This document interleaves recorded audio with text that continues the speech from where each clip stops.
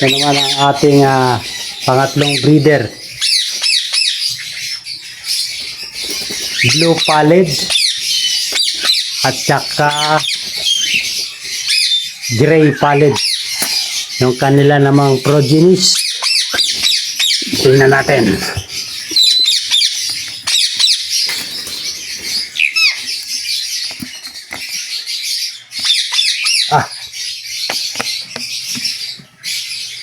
Yun, no? Lalaki na.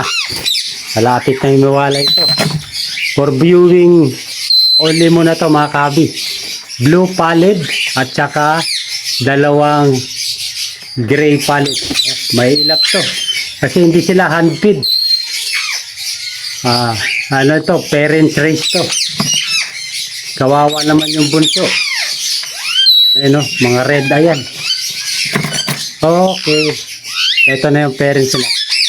Red eye.